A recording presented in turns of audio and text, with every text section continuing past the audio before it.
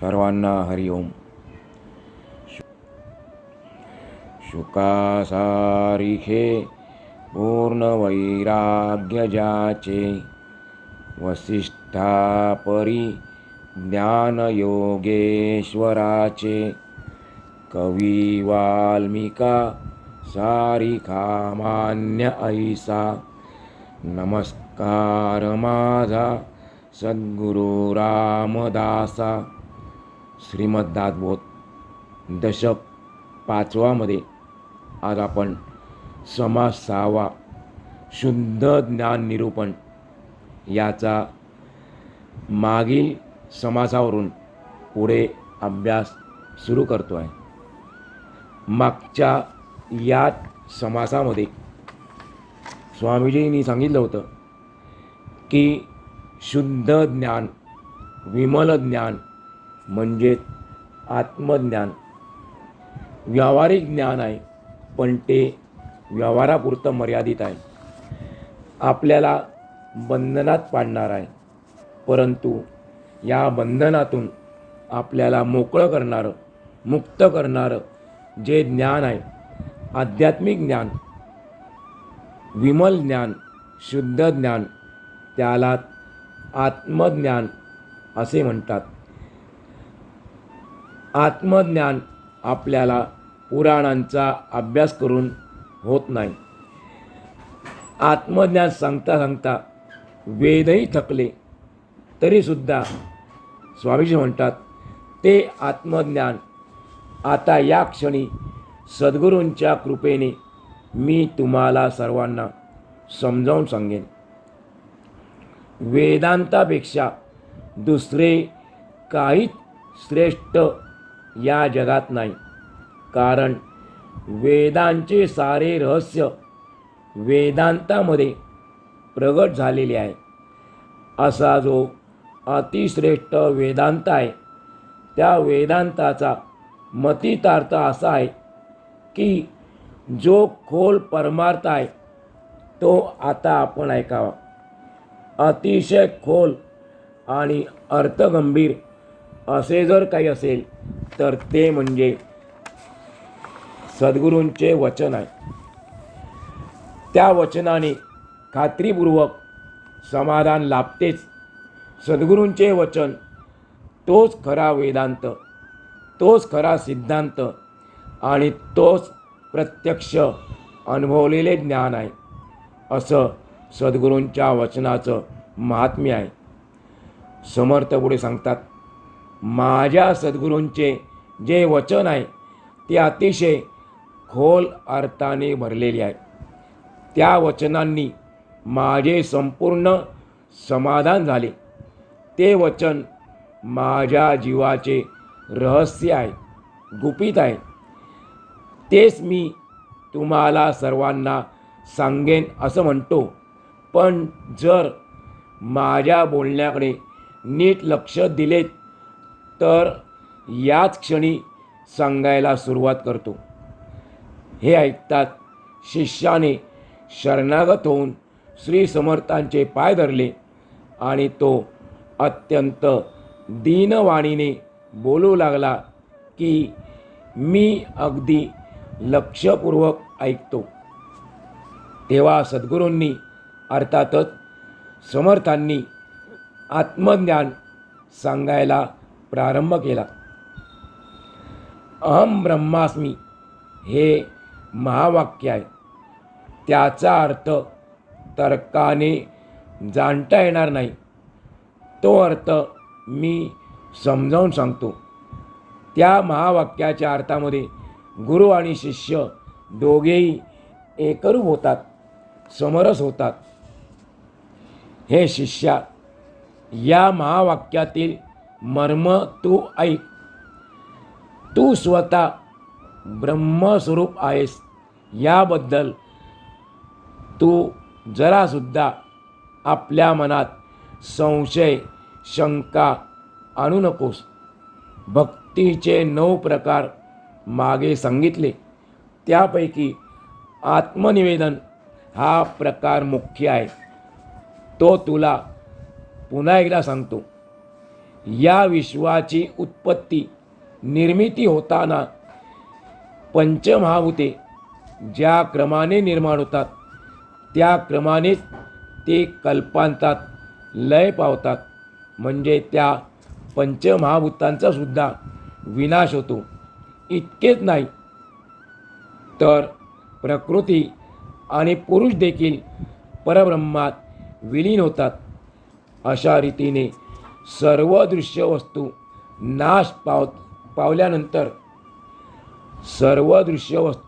नाश पावल्यानंतर ज्याला आपण मी म्हणतो तो मी सुद्धा शिल्लक राहत नाही. कारण मुळातच परमात्मा एकरूप असल्याचे आपल्याला अनुभवाला येते. परमात्मा एकरूप असल्याने आपल्यामध्ये आणि त्याच्यामध्ये एकरूपता स्वाभाविक आहे. सर्व सृष्टी मूळ स्वरूपात विलीन झाल्यानंतर मग फक्त एक परब्रह्म तेवढे शिल्लक राहते. मग त्यामध्ये पिंड आणि ब्रह्मांड यांना पाहायचे म्हटले तरी ते आढळणार नाहीत. ज्ञानरूपी अग्नी प्रकट झाल्यानंतर दृश्य जगताचा केरकचरा संपूर्णपणे जळून भस्मसात होतो. सर्व काही ब्रह्मस्वरूप झाल्याने भिन्नत्वाचे वेगळेपणाचे मूळच नाहीसे होते. आपल्या इंद्रियांना दिसणारे हे सर्व विश्व मिथ्या आहे, भासमान आहे असे पटले म्हणजे ते जसे दिसले तसे नाही अशी आपली खात्री पटते. आणि अशी खात्री पटल्यानंतर दृश्याकडे धाव घेणारी आपली वृत्ती आपोआप मागे फिरते. दृश्य प्रपंच असूनही नसल्याचा आपल्याला अनुभव येतो. अशा प्रकारे वृत्ती अंतर्मुख होऊन स्वस्वरूपापर्यंत पोचली की सहजच आत्मनिवेदन होते. असो, जो शिष्य सद्गुरूंशी अनन्य असतो त्याला आत्मनिवेदनाची काळजी करण्याचे काहीच कारण नाही. अभक्त जसा भगवंतापेक्षा वेगळा राहतो तसा शिष्य सद्गुरूहून वेगळा राहता कामा नये. शिष्याचे आणि सद्गुरूंचे मनोमिलन झाले पाहिजे. असे हे आत्मनिवेदन एकदम साधत नाही. ते दृढ होऊन अनुभव येण्यासाठी सद्गुरूंचे चरित्र, त्यांचे गुण, महिमा, रूप इत्यादींचे आपण वारंवार चिंतन केले पाहिजे. त्यांच्या वचनांचे स्मरण करून त्या वचनांचा अर्थ मनामध्ये पुन्हा पुन्हा घोळवायला पाहिजे. अशा प्रकारे सद्गुरू भजन केले तर निश्चितपणे समाधान मिळतेच. हे प्रिय शिष्या, यालाच तर आत्मज्ञान म्हणतात. आत्मज्ञान झाले की समाधान लाभते. संसारातील भीती, भ्रांती आणि चिंता यांचे बंधन सर्वस्वी नाहीसे होते. मी देहच आहे असे ज्या माणसाला वाटते, मी देहच आहे असे ज्या माणसाला वाटते तो आत्मघातकीच असतो आणि त्यामुळे त्याला जन्ममरणाच्या येरझारा सतत आणि वारंवार भोगाव्याच लागतात. वास्तविक खरा मी आत्मस्वरूप आहे. म्हणून मी स्थूल, सूक्ष्म, कारण आणि महाकारण या चार देहांपेक्षा वेगळा आहे. खरा मी या चार देहांपेक्षा वेगळा आहे. जन्म, मरण आणि कोणत्याही कर्माचा त्याला स्पर्शसुद्धा होऊ शकत नाही. या विश्वाला अंतर्बाह्य ज्याने व्यापलेले आहे तो मी आहे आणि तो मी म्हणजे आत्मा अर्थात तूच आहेस. हे शिष्या, तो मी म्हणजे आत्मा तूच आहेस. वास्तविक पाहता कोणालाही, कोणत्याही जीवाला कोणतेही बंधन नाही. मी बांधलेला आहे, बंधनात आहे असे आपल्याला अज्ञानामुळे वाटते. त्या भ्रमात सर्व लोक भुलले आहेत. समर्थ सांगतात, या भ्रमातून बाहेर पडण्यासाठी एक उपाय करावा. आपण एकांतात बसावे व स्वस्वरूपात लीन व्हावे. तेथे विसावा घ्यावा. अशा प्रकारचा अभ्यास करीत गेलो की परमार्थ स्थिर होऊन आत्मज्ञानाचा उत्कर्ष होतो. परमार्थाचे अखंड श्रवण आणि मनन केल्यानेच मनुष्याला समाधान लाभते. अज्ञान समूळ नष्ट होऊन ब्रह्मज्ञान पूर्णतेला पोचले की अंगी वैराग्य बांधते. आत्मज्ञान होण्याकरिता इंद्रियांना लगाम घालून वासना पूर्णपणे नष्ट केली पाहिजे. कोणतेही बंधन न घालता इंद्रियांना मोकाट सोडले, स्वैर सोडले, मनाप्रमाणे भोग भोगू दिले तर मनाची तळमळ कधीच शांत होणार नाही. इंद्रियांचे भोग समाधान देत नाहीत हे उमजून ज्याचे मन विरक्त बनते त्यालाच पूर्ण आत्मज्ञान होते. यासाठी समर्थ आपल्याला एक दृष्टांत देतात. ते म्हणतात, एका राजाने प्रथम एका मण्याच्या लोभाने राज्यत्याग केला. त्याला एक मणी सापडला होता. त्या लोभापायी त्याने आपल्या राज्याचा देखील त्याग केला. परंतु नंतर तो मणी कवडी मोलाचा आहे हे कळताच तो मणी त्याच्या मालकाला देऊन टाकला आणि त्यामुळे त्याचे गेलेले राज्य त्याला परत मिळाले. म्हणजे ज्याचा मणी होता त्याला राजाने आपलं राज्य देऊन टाकलं होतं. पण जेव्हा त्याला लक्षात आलं की या मण्याची काही किंमत नाही, अगदी कवडी मोल आहे, माती मोल आहे, तेव्हा त्याने तो मणी त्या मालकाला दिला. आणि मग त्या मालकाने काय केलं, त्याचं राज्य त्याला परत देऊन टाकलं. या दृष्टांताचं तात्पर्य काय? इंद्रियांचे भोग दिसायला सुंदर दिसतात, पण त्यांच्या पायी आपण आपले स्वानंद, स्वाम्राज्य आणि आत्मज्ञान गमावून बसतो. इंद्रियांचा नाद सोडला, इंद्रियांचा विषयांचा नाद सोडला की गमावलेले स्वस्वरूप आपल्याला परत मिळते. अविद्येमुळेच आपल्याला भ्रम होतो. जे मिथ्या भासमान आहे ते आपल्याला सत्य वाटते. म्हणून अविद्या नाहीसे होण्यासाठी ज्ञान हाच एकमेव उपाय आहे. मनुष्याला ज्या गोष्टीचा ध्यास लागतो तीच गोष्ट त्याला मिळते. म्हणून आपण अविद्या सोडण्याचा ध्यास करावा आणि सद्विद्या प्राप्त करून घेण्याचा ध्यास करावा. भगवंताच्या किंवा आत्मस्वरूपाच्या आपण नादी लागले पाहिजे, तरच आपल्याला आत्मज्ञान प्राप्त होईल. ज्याप्रमाणे एखाद्या मनुष्याला संनिपात झाला की त्याला भ्रम होऊन भयानक दृश्ये दिसू लागतात आणि त्यामुळे तो दुःखी होतो. पण जर त्याने संनिपातावरचे औषध घेतले की त्याचा रोग बरा होतो. त्याचा भ्रम नाहीसा होऊन तो पुन्हा पूर्ववत आनंदी बनतो.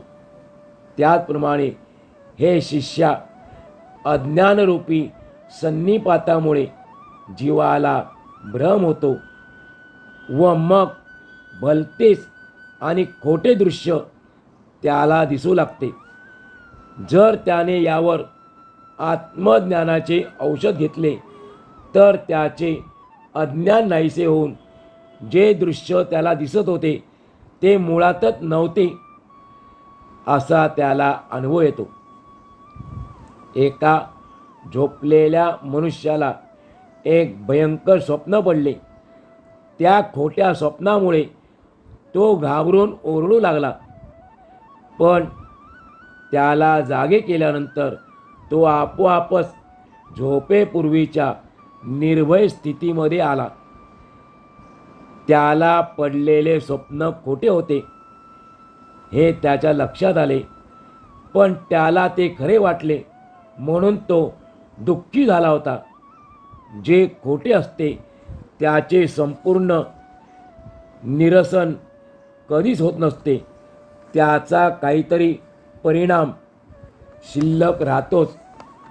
जो मनुष्य जागा असतो त्याला ते स्वप्न खोटे आहे हे कळते, पण झोपलेल्या मनुष्याला ते स्वप्न सर्व बाजूंनी वेढून टाकते. पण तो जेव्हा झोपेतून बाहेर येतो, अर्थात जागा होतो, तेव्हा त्याची भीती निघून जाते, कारण त्याला खरे काय आहे ते कळलेले असते. समर्थ म्हणतात, ज्यावेळी अविद्यारूपी झोप जीवाला अगदी झापड घालते त्यावेळी त्याला दृश्य जगताची वाईट स्वप्ने पडतात आणि म्हणून तो घाबरून जातो. त्याचे शरीर भीतीने थरथर कापू लागते आणि म्हणून या अविद्यारूपी झोपेतून जाग येण्यासाठी नित्य श्रवण आणि मनन केले पाहिजे. सद्गुरूंच्या वचनाचे, ग्रंथांचे नित्य श्रवण आणि मनन केले पाहिजे. जागेपण कसे असते हे शिष्या, जागेपण कसे असते त्याची आता खूण सांगतो ती ऐक. जो अगदी मनापासून इंद्रिय भोगांविषयी विरक्त आहे तो जागा आहे. व्यावहारिक झोपेमधून जागा होणे वेगळा आहे. पारमार्थिक झोपेमधून अर्थात अज्ञानाच्या झोपेतून जागा होणे वेगळा आहे. समर्थ सांगतात की जो अगदी मनापासून इंद्रिय भोगांविषयी विरक्त आहे तो पारमार्थिक दृष्टीने जागा आहे असे निश्चित ओळखावे. ज्याला संपूर्ण विरक्ती झाली नाही तो साधक आहे. आपला मोठेपणा सोडून त्याने साधन करीत जावे. ज्याला साधन करावेसे वाटत नाही, म्हणजे ज्याची साधना पूर्ण झालेली आहे किंवा मी सिद्धच आहे, मला साधनाची काय आवश्यकता आहे, या घमेंडीत असलेल्या अहंकारी सिद्धापेक्षा मुमुक्षू केव्हाही चांगला, कारण त्याला ज्ञानाची तळमळ असल्याने तो ज्ञानाचा अधिकारी बनतो. यावर एका शिष्याने स्वामीजींना असा प्रश्न केला की बद्ध आणि मुमुक्षू यांचे लक्षण काय? साधक आणि सिद्ध पुरुष यांना आम्ही कसे बरे ओळखावे ते आपण कृपा करून सांगावे.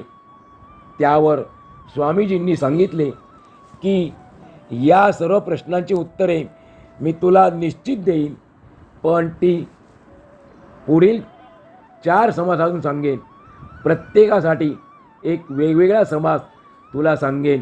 बद्ध, मुमुक्षू, साधक आणि सिद्ध यांना कसे ओळखावे याच्याकरता एक वेगवेगळा समास सांगेन. ती तुम्ही सर्वांनी सावधपणे ऐकावी. अशा प्रकारे श्री दासबोधातील गुरु शिष्य संवादातील 5व्या दशकातील शुद्ध ज्ञान निरूपण नावाचा 6वा समास पूर्ण झाला. आज आपण या ठिकाणी आजचा पूर्ण करूया.